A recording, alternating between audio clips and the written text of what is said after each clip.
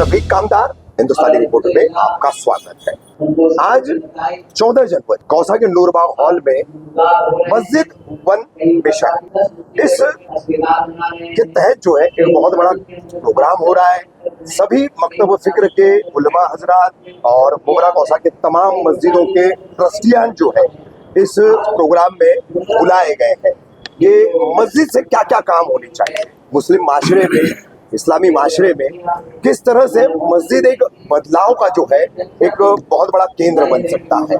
तो इस प्रोग्राम को सबसे पहले जो है मुखातिब किया है, संबोधित किया है मुफ्ती उमर आबिदीन साहब ने। हमारे साथ मुफ्ती उमर आबिदीन साहब मौजूद हैं। हजरत आप आज आए और इस प्रोग्राम में आपका खिताब भी हुआ है, लेकिन मैं चाहूँगा कि ज़्यादा से ज़्यादा लोगों तक आपकी बात पहुँचे। ये जो प्रोग्राम रखा गया है उसका जो मकसद है वो लोगों तक पहुँचे, तो क्या कहेंगे इस पर आप?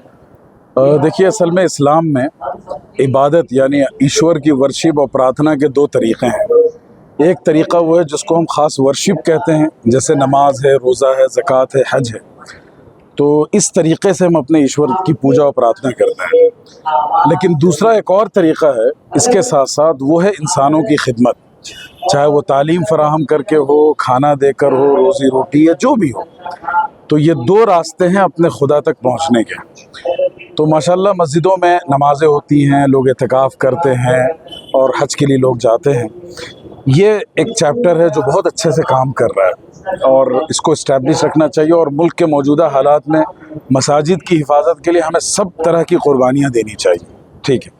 लेकिन इसके साथ साथ एक दूसरा जो पोर्शन है वो है इंसानी खिदमत का।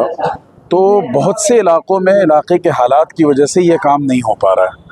मस्जिद वन मोमेंट हम लोगों ने शुरू किया, उसका इंटेंशन ये है कि हम मसाजिद से ह्यूमैनिटेरियन वर्क करें, पीसफुल को एग्जिस्टेंस के लिए काम करें।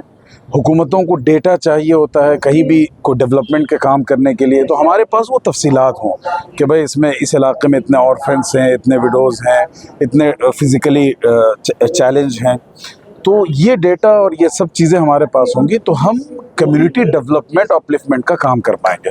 तो यही काम all India Muslim development council और उसकी जो ख़ास विंग है मस्जिद वन मोमेंट, वो ये काम कर रहा है। और पूरे मुल्क में हमारा नेटवर्क अल्हम्दुलिल्लाह है और हम बिल्कुल ज़मीनी और प्रोडक्टिव काम कर रहे हैं। अभी मैसूर की मैंने मिसाल दी आपको कि मस्जिद के डोनेशन से, वीकली जो फ्राइडे डोनेशन होता है, उससे हमने मल्टी स्पेशलिटी हॉस्पिटल क़ायम किया और फ्री सर्विस, किसी धर्म वरम की बात नहीं है, तमाम इंसानों को दे रहे हैं या कॉस्ट टू कॉस्ट लोगों को दे रहे हैं। ऐसे दौर में जब हुकूमतें कॉरपोरेट सेक्टर को सपोर्ट कर रही हैं, मस्जिद वो सेक्टर डेवलप कर रही है जो बिल्कुल हेल्थ और मेडिकेशन और इलाज को आसान करे। तो जो काम हुकूमत को करना चाहिए वो मस्जिदें कर रही हैं। आप जानते हैं कोविड-19 में सबसे बड़ा रिहैबिलिटेशन का जो काम किया वो मस्जिद ने किया।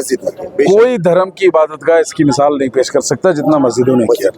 तो इस किरदार को हम जो है बहुत ही ऑर्गेनाइज, मुनज़्ज़म और मुस्तहकम करना चाहते हैं। हज़रत एक और सवाल था मेरा कि पिछले महीने लोकसभा में संविधान पर डिबेट हुआ, तो हमारे देश के जो गृह मंत्री है अमित शाह, इन्होंने शरीयत को लेकर के कुछ बात कही कि मुसलमानों को शरिया कानून दिया गया, लेकिन वो सिर्फ दो ही मामलों में क्यों, निकाह और वारिस पर, अन्य मामलों में क्यों नहीं। और मैं मुसलसल उसके बाद से देखते आ रहा हूँ कि किसी भी जमीयत की तरफ से, किसी भी उलमा की तरफ से या किसी भी जिम्मेदार की तरफ से इस पर कोई जवाब नहीं दिया गया। क्या जवाब होना चाहिए इसका? देखिए, इसमें दो बातें अहम हैं। सबसे पहली बात यह है कि अमित शाह जी शरीयत के शीन से वाकिफ़ नहीं है कि शरिया कानून जो है ना, उनको अंदाज़ा नहीं है। आज पूरी दुनिया में जितने लॉज बने हैं उन सब में, मैं बिल्कुल यूनाइटेड नेशन से लेकर प्रीएम्बल ऑफ इंडियन कॉन्स्टिट्यूशन तक की बात कर रहा हूँ। वहाँ जो आप इक्वालिटी की बात कर रहे हैं, जस्टिस की बात कर रहे हैं, ह्यूमन ब्रदरहुड या फर्टिलिटी की बात कर रहे हैं, ये सारे कवानीन वो हैं जो कानून शरीयत से लिए गए। दुनिया में ये तस्वुर ही नहीं। और अमित शाह तो खैर ये बात कही नहीं। अमित शाह उस कम्युनिटी को बिलोंग करते हैं जो इंसान को एक शुमार नहीं करता। वहाँ भेदभाव, जातिवाद का पूरा तस्वुर है। सबसे पहले एक इंसान का तस्वुर प्रॉफिट मोहम्मद सल्लल्लाहु अलैहि वसल्लम ने प्रैक्टिस करके दिखाया दुनिया को, और आज तक हमारा मुल्क नहीं कर रहा है। आपको पता है कि जो हमारे प्रीवियस सदर जमहूरिया थे, 3 मरतबा उन्हें मंदिरों से वापस कर दिया गया कि आप दलित हैं, आप अंदर में नहीं आ सकते। तो 21वीं सदी का ये अजीम तर हिंदुस्तान जो सबसे बड़ी जमहूरियत समझा जाता है, वहाँ आप इक्वालिटी नहीं फराहम कर पा रहे हैं। ٹھیک ہے. تو آپ یہ بات نہیں جانتے, قانون کی بات ہے کہ پوری دنیا میں جتنے قانون ہیں, چاہے وہ نکاح اور کے قوانین, اب مثال کے میں آپ کو دیتا ہوں کہ ہمارے ہندو بھائیوں میں کنیا دان کا قانون تھا, یعنی بیوی بیٹی ایک پراپرٹی ہے جو آپ دان کر رہے ہیں.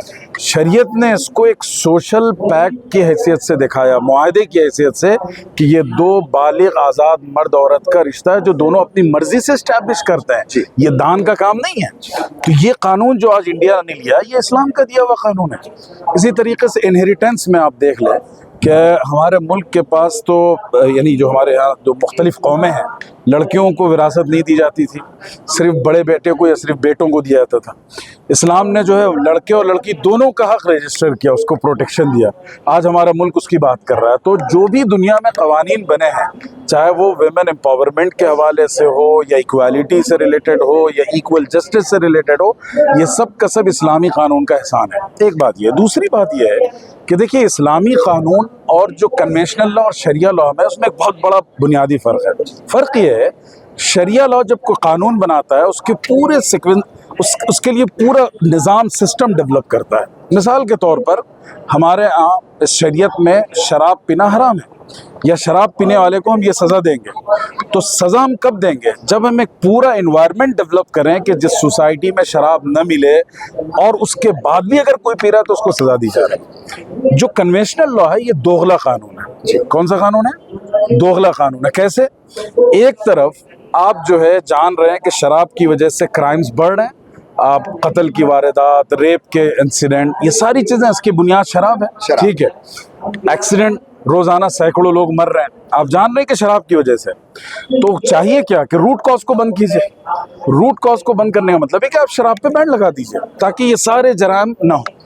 ہمارا قانون یہ نہیں کرے گا, چونکہ شراب کا جو پیسہ ملنا ہے وہ آپ نے دولت مندوں کو فراہم کرنا ہے. ٹھیک ہے. تو وہاں آپ شراب کی دکانیں بھی لگائیں گے, لائسنس بھی دیں گے, ٹیکس بھی لیں گے, اور پھر آپ سے کہیں گے شراب پی کے ریپ نہ کرو, شراب پی کے مرڈر نہ کرو. تو شریعہ لا جو نافذ ہوتا ہے, جو اکثر یہ ہندوتوا کی طرف سے یا میڈیا کی طرف سے سوال اٹھایا جاتا ہے کہ آپ جو ہے پھر کیا نام ہے, قتل کی سزا بھی دیجیے اور فلاں دیجیے. ہم کریں لیکن ہاتھ کاٹیں, یہ جب ہوگا. شریعت پہلے اس کے لیے پورا روٹ بناتی ہے. کھیت کو پہلے اس قابل بنایا جاتا ہے کہ اس میں بیج بویا جائے, تب جا کر بیج بوتے ہیں. تو قانون شریعت جو ہے اندھا قانون نہیں ہے, وہ انسان کو دیکھ کر سچویشن ڈیولپ کر کے, پورا سسٹم ڈیولپ کر کے پھر ایک قانون نافذ کیا جاتا ہے. تو اس لیے یہ ان کی غلط فہمی ہے, اور جن کو شریعت کے بارے میں کوئی واقفیت نہیں ہو تو بولے ہی نہیں اس بارے میں.